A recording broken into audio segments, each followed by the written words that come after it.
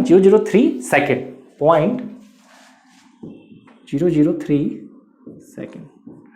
आपसे क्या पूछा गया है बेटा? आपसे पूछा गया है कितना टाइम चार्ज करने में लगता है, सही। तो time taken by capacitor to get fully charge, time taken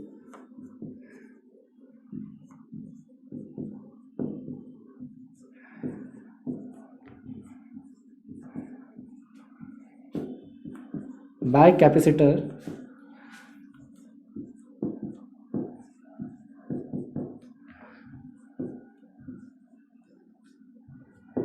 time taken by capacitor to get fully charge, वो आपका क्या होगा 5 टाउ, यानी 5 से मल्टीप्लाई कर दीजिए, यानी 5 इंटू 0.003, सही है।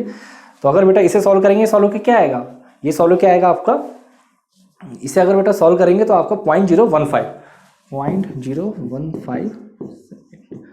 तो कौन सा ऑप्शन करेक्ट होगा? सी। अच्छा यहाँ पे देखिए, यहाँ पे बच्चे गलती क्या करते हैं, जैसे वहाँ मिली फेरेट दे रखा है, माइक्रोफेरेट एज्यूम कर, जल्दबाजी वाली कहानी है। अभी नॉर्मल आप अगर अभी आप नॉर्मल सवाल सॉल्व कर रहे हो तो अभी आपको उतना प्रेशर नहीं होता है, लेकिन जब बेटा एग्जाम देने बैठते हो तो ये अलग कहानी होती है, तो प्रेशर हो जाता है, सही है। तो उस समय बच्चे गलत रीड कर लेते हैं, जल्दबाजी वाली बात होती है। तो कैलकुलेशन में देखो यहाँ थोड़ी सी अगर मिस्टेक करोगे तो बेटा आपको ये भी ऑप्शन दे रखा है, 0.15 ऑप्शन भी दे रखा है। कई बच्चे तो सॉल्व सही करते हैं, कैलकुलेशन के चक्कर में मात खा जाते हैं, सही। इसलिए मैं हमेशा कहता हूँ कि कोई भी एग्जाम हो टेस्ट सीरीज जरूर ज्वाइन करिए। अगर आप टेस्ट सीरीज ज्वाइन करोगे तो कोई दिक्कत वाली बात नहीं है, सही है। लेकिन अगर टेस्ट सीरीज ज्वाइन नहीं करोगे तो दिक्कत है। तो कितना भी हो टेस्ट सीरीज को आप अपना ज्वाइन करिए, क्योंकि टेस्ट सीरीज से क्या होता है, एक्चुअली जनरली अगर आप प्रैक्टिस करते हैं तो आपकी क्या है कि मशीन उठाया, मशीन के बहुत सारे क्वेश्चन प्रैक्टिस कर लिए, ठीक है, पावर सिस्टम उठाया पावर, तो उसमें मजा नहीं आएगा ना। मजा क्यों नहीं आएगा उसमें? क्योंकि जब आप रियल एग्जाम देने जा रहे हो तो उसमें तो आर्बिट्रेरी के एक क्वेश्चन ट्रांसफार्मर का है, फिर सिंगल लाइन डायग्राम का है, फिर आपका इंसुलेटर, ऐसे करके क्वेश्चन रोटेट होते हैं। तो इसीलिए टेस्ट सीरीज ज्वाइन करिए। चलिए अब कुछ कन्वेंशनल क्वेश्चन देखते हैं, वहां मैं आपको दिखाता हूँ कि कैसे उनसे ऑब्जेक्टिव क्वेश्चन आपके फ्रेम होते हैं, ठीक है। चलिए देखते हैं क्वेश्चन। क्वेश्चन है बेटा, an iron choke takes 4 ampere current when connected to 20 volt DC supply, when connected to 65 volt 50 hertz AC supply, it takes 5 ampere current, determine power drawn by the coil। repeat कर रहा हूं question, an iron choke takes 4 ampere current when connected to 20 volt DC supply, when connected to 65 volt 50 hertz AC supply, it takes 5 ampere current, determine power drawn by the coil। सही है। तो देखिए सवाल में simple क्या है, यहाँ पे आपको बेटा दो केस दे रखे हैं, सही। देखो पहला केस क्या है भाई, आयरन चोक है, आयरन चोक कॉइल, बात एक ही हो गई भाई, 4 एम्पियर करंट ले रही है, सही। और सप्लाई जब कितनी है 20 वोल्ट, और सप्लाई आपकी है कैसी डीसी, यानी जब डीसी सप्लाई है 20 वोल्ट की, तो उस केस में आपकी आयरन चोक 4 एम्पियर करंट ले रही है। अब हम जब इससे 65 वोल्ट 50 हर्ट्ज यानी हम एसी से कनेक्ट कर दे रहे हैं, तब ये ले रही बेटा 5 एम्पियर करंट। इस केस में आपसे पूछा determine power drawn by the coil, ठीक है। तो यहां पे हम तीनों पावर निकाल लेते हैं कि एक्टिव पावर क्या होगी, रिएक्टिव पावर क्या होगी और अपरेंट पावर क्या होगी, ठीक है। तो चलिए पहला केस डिस्कस करते हैं, केस फर्स्ट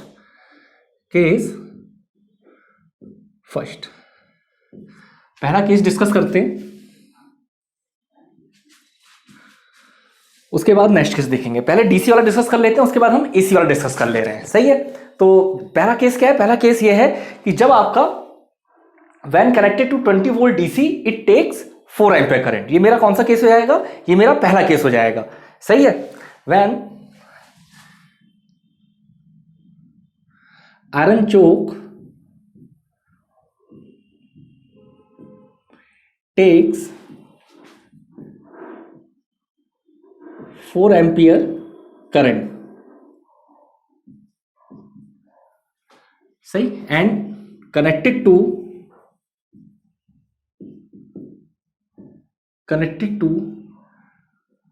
20 वोल्ट डीसी। सही, ये मेरा हो जाएगा पहला केस। अब इस चीज में एक चीज ऑब्जर्व करिए, यहां पे अगर मैं आपसे बोल लूं कि भाई इंपिडेंस ऑफ द चोक क्या होता है, सिंपल मैं मान लेता हूं, एज्यूम कर लेता हूं कि इंपिडेंस ऑफ द चोक है मेरा Z equal to R plus JXL। सही, लेट इंपिडेंस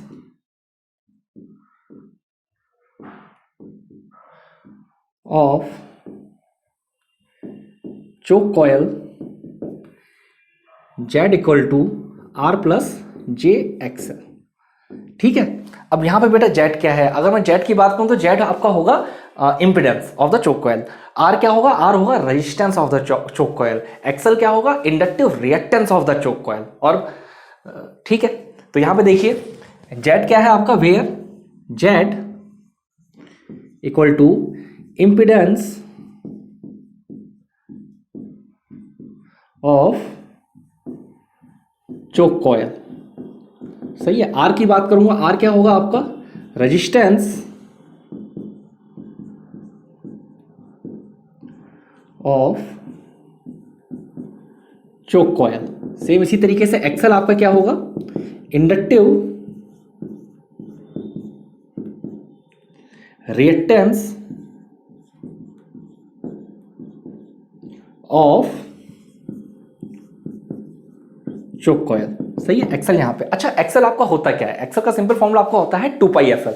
सही है।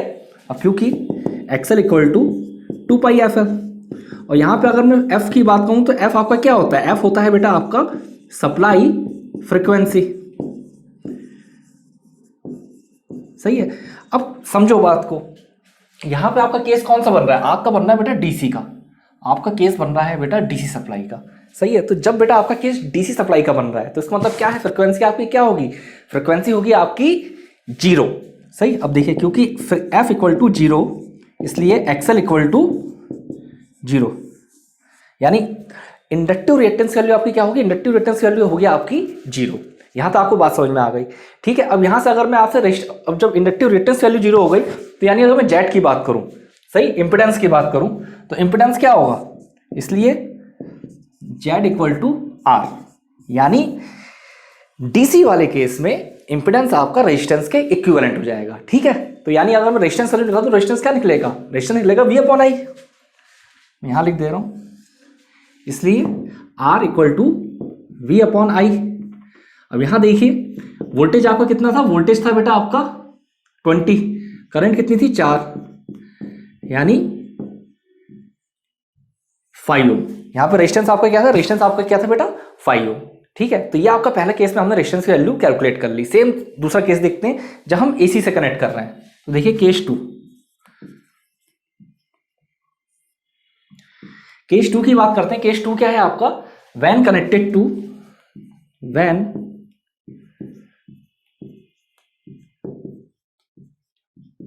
टू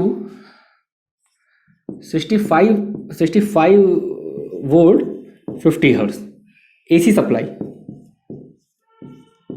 तो यहां तो आपको डायरेक्ट निकल आएगा। यहां पे देखिए आपका सिंपल, अगर मैं बात करता हूं इंपिडेंस की, डीसी में आपको रेजिस्टेंस होगा, एसी में इंपिडेंस होगा। तो इंपिडेंस क्या होगा? इंपिडेंस सिंपल होगा V/I। तो देखिए इंपिडेंस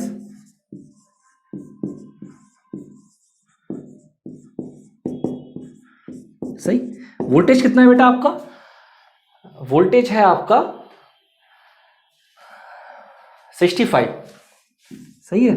करंट कितनी है? करंट है आपकी 5, यानी 5, इसे यहीं सॉल्व करते हैं। जेड बराबर 13 ओम, यानी इंपिडेंस की वैल्यू क्या आ गई? इंपिडेंस की वैल्यू बेटा आपकी आ गई 13 ओम। सही है। अब हमें एक रिलेशन पता है, हमें क्या रिलेशन पता है, हमें अगर मैं इम्पिडेंस, रेजिस्टेंस और इंडक्टिव रिएक्टिव रिएक्टेंस की बात करूं तो उसके बीच में क्या रिलेशन होता है, उसके बीच में रिलेशन होता है Z equal to R square plus XL square. ठीक है, और मुझे इंडक्टिव रिएक्टिव रिएक्टेंस की वैल्यू निकालनी है, तो इंडक्टिव रिएक्टिव रिएक्टेंस वैल्यू क्या होगी, देखिए एक्सएल बराबर Z square minus R square. सही है। अब यहाँ पे आपको इंपेडेंस की वैल्यू पता है, आपको रेजिस्टेंस की वैल्यू पता है, तो वैल्यू पुट करिए, इन वैल्यूज को पुट करते हैं तो देखिए एक्सएल की वैल्यू क्या आएगी, जो आपकी एक्सएल की वैल्यू आएगी वो होगी जेड का मतलब 13 का square minus R square. R आपका क्या है, आर है आपका 5। सही, तो बेटा 13 का स्क्वायर क्या होता है 169, ये क्या होता है आपका 25, यानी 159 149 144, यानी ये सॉल्व होके क्या आएगा, ये सॉल्व होके आपका लगभग जो आएगा ये आपका आ जाएगा, अगर एक्सेल की बात करूं 12 Ω। सही है, तो एक्सेल बराबर आ जाएगा 12 Ω। ठीक है, अब बेटा आपको रेजिस्टेंस की वैल्यू भी पता है, अब आपको इंपेडेंस की वैल्यू भी पता है, और अब आपको इंडक्टिव रिएक्टिव रिएक्टेंस की वैल्यू भी पता है। अब power factor of the coil क्या होगा, सिंपल है, कॉस वाई होता है आपका R बाई जेड। तो देखिए power factor of the coil, power factor of the coil, अगर मैं power factor of the coil की बात करता हूं, सही है, यानी कॉस फाई, तो कॉस फाई क्या होगा R upon Z. Cos phi आपका सिंपल हो जाएगा R अपॉन जेड। यहां पे आपको R की वैल्यू पता है, जेड की वैल्यू पता है। रेजिस्टेंस आपका कितना है बेटा, रेजिस्टेंस है आपका 5 ओम, और इंपेडेंस की बात करूं, इंपेडेंस आपका बेटा कितना है, इंपेडेंस है आपका 13 ओम। ठीक है, तो सिंपल ये वैल्यू रख लीजिए, कॉस फाई आपका 5/13 सॉल्व होके आ जाएगा। अभी रुकिए, अभी तो आपने कॉस फाई निकाला, अब मैं एक्टिव पावर निकालता हूं कि एक्टिव पावर कितनी ड्रॉन करेगी कॉइल। सही, active power taken by the coil. तो देखिए एक्टिव पावर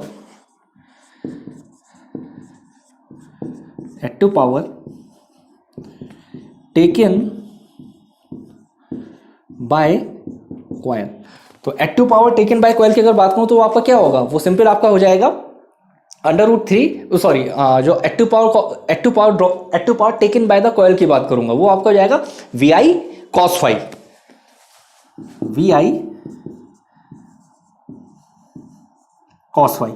तो वोल्टेज की बात करूं तो यहाँ पे वोल्टेज की वैल्यू बेटा क्या रखोगे, यहाँ पे जो आप वोल्टेज वैल्यू रखोगे वो आपकी हो जाएगी, AC की बात हो रही है तो 65। ठीक है, उसके बाद मैं करंट की बात करूं, करंट क्या रखोगे, करंट 5, यानी 65 इंटू 5 cos फाई क्या है बेटा 5/13।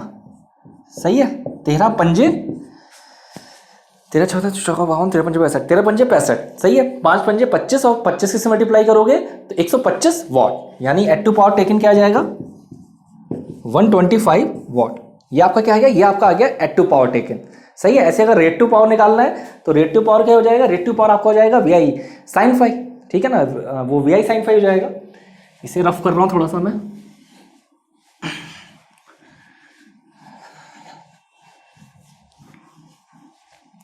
ये आपका पहले हमने क्या निकाला है, active power taken by the coil. देखिए अब reactive power drawn by the choke, reactive power drawn by choke या फिर आयरन चोक या फिर कॉइल लिख लीजिए, बात एक ही है। ठीक है, तो अगर मैं रिएक्टिव पावर की पावर कहूँ तो रिएक्टिव पावर क्या जाएगा, रिएक्टिव पावर का सिंपल हो जाएगा VI sin फाई। ठीक है, VI sin phi.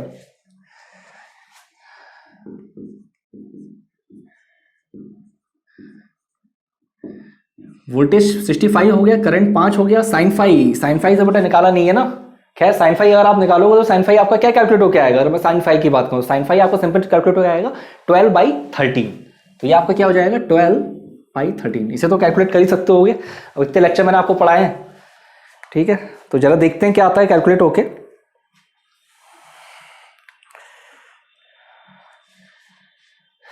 Sixty five into 5/13,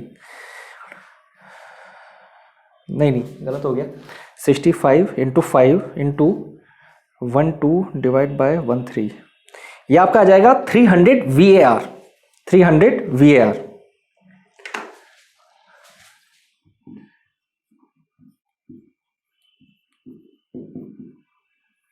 सही है। अब अगर आपसे मैं बोलूं अपरेंट पावर, तो अपरेंट पावर भी आप कैलकुलेट कर लोगे। अपरेंट पावर कैसे निकलेगी, देखिए अपरेंट पावर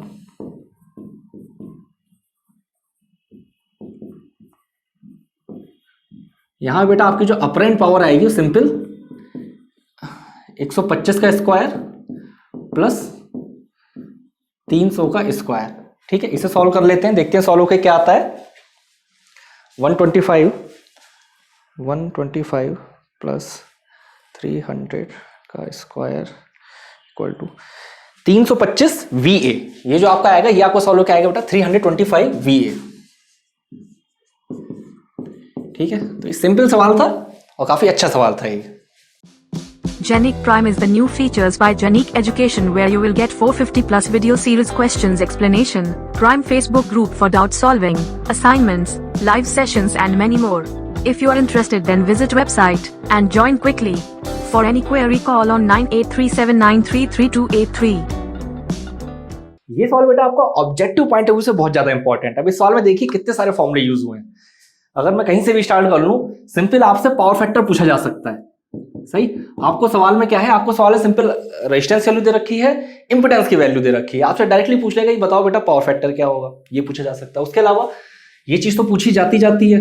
सही, बेसिक क्वेश्चन में अगर आप आरआरबी का पेपर देखोगे ये पूछी गई है। सही, ये इंपेडेंस डायरेक्ट पूछा ही जाता है, ये भी आपका ऑब्जेक्टिव बनता है। एक्टिव पावर आपसे पूछा जाता है। सही, ये आपका ऑब्जेक्टिव बनता है। उसके अलावा रिएक्टिव पावर, ये आपके ऑब्जेक्टिव टाइप एग्जाम में डायरेक्ट आपको वोल्टेज वैल्यू दे रखी होगी, करंट की वैल्यू दे रखी होगी। साइन 5 पूछ लेंगे भाई बताओ रिएक्टिव पावर क्या है। या फिर अपरेंट पावर की बात करूं तो अपरेंट पावर भी आपका डायरेक्ट एग्जाम में पूछा जाता है। सही है, ये चीज पूछी जाती है। सही, तो ये क्वेश्चन है ऐसा, इतना बढ़िया क्वेश्चन है, इससे आपके बहुत सारे ऑब्जेक्टिव रेडी होंगे। ठीक है, तो मैं हमेशा जैसे बोलता हूं कि सिर्फ नंबर ऑफ क्वेश्चन पे मत जाया करो, क्योंकि नंबर ऑफ क्वेश्चन करना एक अलग बात है, और किसी एक सिंगल क्वेश्चन से अगर आप 5 क्वेश्चन सीख रहे हो तो वो ज्यादा बेटर है। भले ही टाइम ज्यादा लग रहा है, वो कोई इशू वाली बात नहीं है। सही, लेकिन मेन कंसर्न हमारा क्या है, मेन कंसर्न है कि आप कितनी ज्यादा कंसेप्ट और कितनी ज्यादा चीजें सीख सकते हो। सही, क्योंकि मैंने बोला है ऑब्जेक्टिव पेपर भी बिना सब्जेक्टिव की प्रिपरेशन के नहीं निकलता है। अगर आपको लगता है कि आप 10-15 हजार ऑब्जेक्टिव रट के पेपर निकाल लोगे तो वो पॉसिबल नहीं है। ये सवाल आपका मेजरमेंट का है। आज मैं आपको मेजरमेंट की 2-3 सवाल भी और कराता हूं। ठीक है, क्योंकि मिक्स क्वेश्चन तो मैंने आपको कराए हैं बहुत सारे, अब मैं थोड़ा सा मेजरमेंट के क्वेश्चन कराता हूं। चलिए नेक्स्ट क्वेश्चन देखते हैं। क्वेश्चन है बेटा, in a gravity controlled instrument the controlling weight is 0.005 kg and acts as a distance of 2.4 centimeter from axis of moving system. Determine the deflection in degree corresponding to deflecting torque of 1.05 to 10 to the power minus 5 kilogram metre. Repeat कर रहा हूं अगर font size में दिक्कत आ रही हो।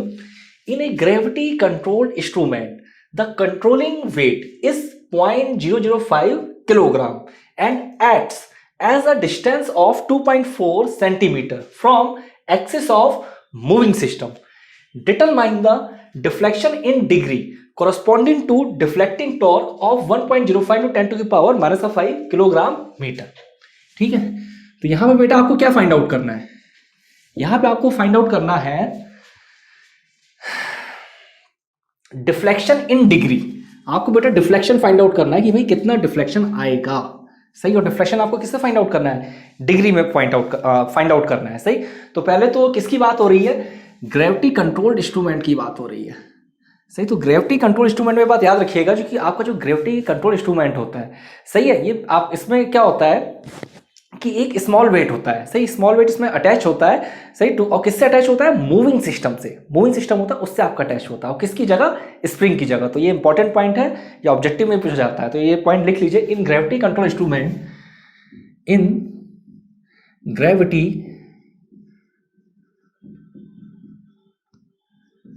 Controlled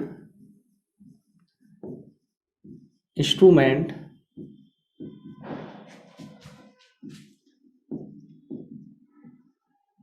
a small weight is provided या फिर is attached ज़्यादा सही रहेगा, is attached at moving system. In gravity control instrument, a small weight is attached at moving system instead of spring.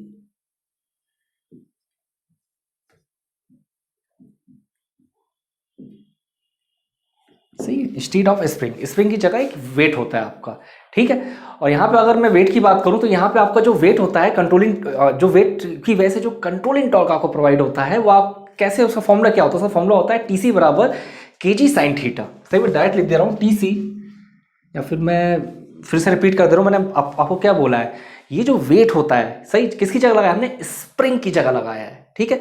तो ये स्प्रिंग की जगह जो वेट है ये आपका कंट्रोलिंग टॉर्क प्रोवाइड करता है। दिस वेट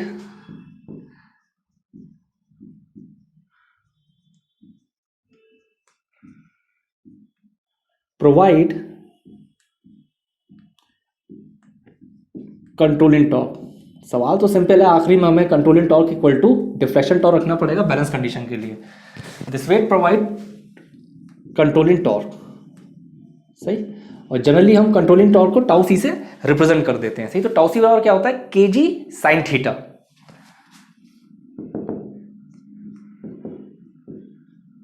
तो यहां पे अगर मैं टाउ सी की बात करूं तो टाउ सी क्या है? ये है आपका कंट्रोलिंग टॉर्क, सही है। और ये आपका कंट्रोलिंग टॉर्क हो गया। केजी की बात करूं, केजी क्या होता है? केजी होता है बेटा एमजीएल, सही है। Where kg equal to MGL. और यहां पे थीटा क्या रिप्रेजेंट कर रहा है? थीटा रिप्रेजेंट कर रहा है डिफ्लेक्शन। थीटा रिप्रेजेंट कर रहा है आपका बेटा डिफ्लेक्शन। यही चीज आपको फाइंड आउट करनी है। चलिए अब ये देखते हैं सवाल में आपको क्या क्या डेटा गिवन है।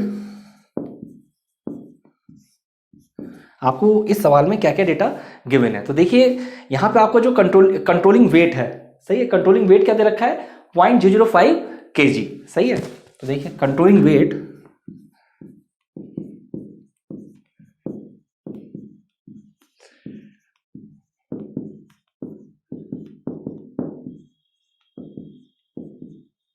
सही, कंट्रोलिंग वेट बेटा आपको दे रखा है 0.005 kg, सही है। ऐसे ही मैं बता देता हूं, यहां पे आपको एक डिस्टेंस दे रखी है। डिस्टेंस कितनी दे रखी है? Distance from the axis of moving system, वो आपको क्या दे रखा है? देखिए डिस्टेंस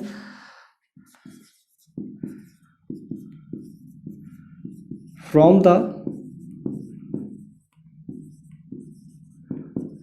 एक्सिस ऑफ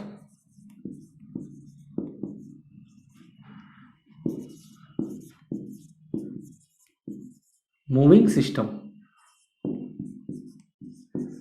वो क्या दे रखा है? 2.4 सेंटीमीटर। ये आपको बेटा डिस्टेंस दे रखी है, सही है। अब ये सेंटीमीटर दे रखी है, इसे मीटर में कन्वर्ट कर ले रहे हैं, अभी आगे जरूरत पड़ेगी। तो 2.4 इंटू 10⁻⁻² मीटर, ठीक है। ये आपको डिस्टेंस दे रखी है। यहां पे अगर मैं डिफ्लेक्टिंग टॉर्क की बात करूं, डिफ्लेक्टिंग टॉर्क आपको क्या दे रखा है? डिफ्लेक्टिंग टॉर्क आपको दे रखा है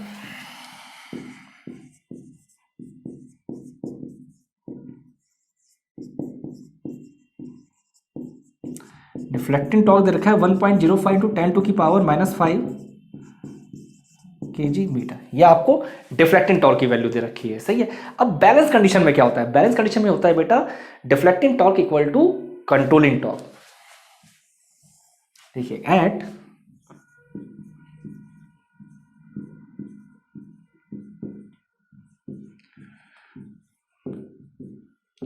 balance condition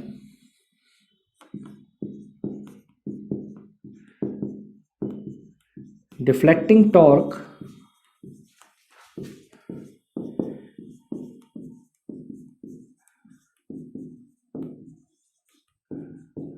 equal to controlling torque, ठीक है। डिफ्लेक्टिंग टॉर्क की बात करूं, डिफ्लेक्टिंग टॉर्क आपको क्या दे रखा है? 1.05 इंटू 10⁻⁻5। और कंट्रोलिंग टॉर्क की बेटा बात कर लो तो कंट्रोलिंग टॉर्क तो आपका केजी साइन थीटा है, सही है, या फिर MGL sine theta, MGL sine theta. आपको वैसे तो थीटा की वैल्यू निकालनी है, लेकिन चलिए पहले साइन थीटा की वैल्यू निकाल ले रहे हैं 1.05। अब मैं यहां पे क्या कर रहा हूं, यहां पे मैं यहां पे बेटा ये कर दे रहे कि एमजीएल है जो आपका, तो यहां पे मैं एम अगर मैं m की बात करता हूं तो यहाँ पे आपका m क्या होगा, यहाँ पे कंट्रोलिंग वेट दे रखा है, कंट्रोलिंग वेट बेटा आपका होगा m, ठीक है। सेम अगर मैं distance from axis of the moving system की बात करूं तो ये बेटा आपका क्या होगा, ये आपका होगा l। तो अगर मैं m की बात करूं, m क्या होगा 0.005, सही है। g क्या है, g है बेटा आपका ग्रेविटी, उसकी वैल्यू क्या होगी 9.8, सही। l की बात करें, l आपका क्या है 2.4 इंटू 10⁻⁻²। तो यहां से देखिए साइन थीटा की वैल्यू क्या आएगी आपकी, जो आपकी साइन थीटा की वैल्यू आएगी, सॉल्व करना पड़ेगा।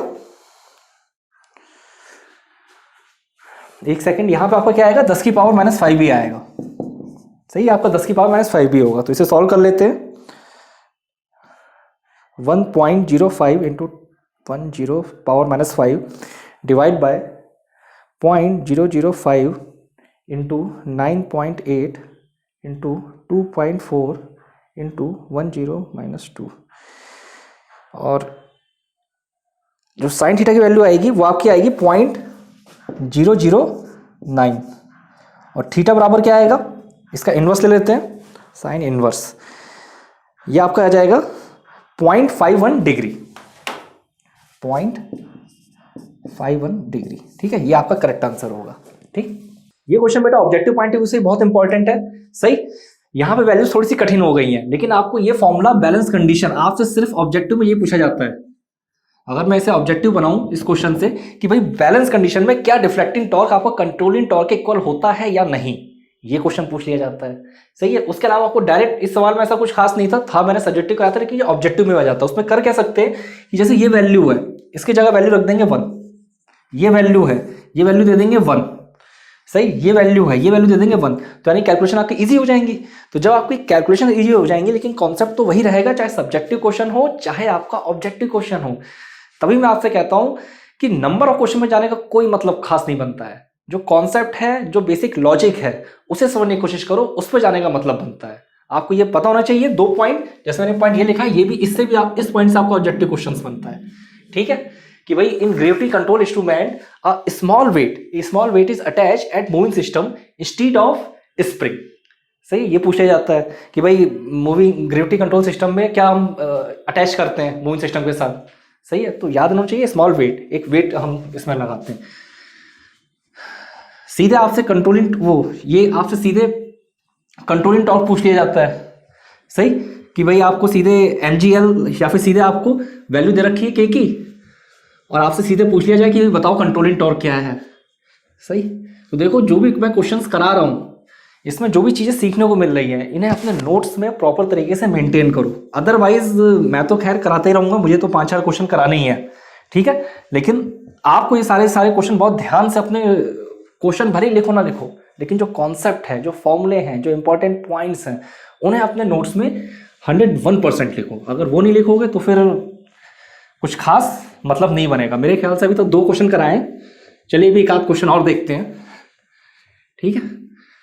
तो इंस्ट्रूमेंट की आज आपकी काफ़ी मेजरमेंट एंड इंस्ट्रूमेंटेशन की आज आपकी ज़्यादा प्रैक्टिस हो रही है। चलिए वो तो खैर हर एक लेक्चर में कुछ ना कुछ ज़्यादा होता है, कम होता है। नेक्स्ट क्वेश्चन देखते हैं।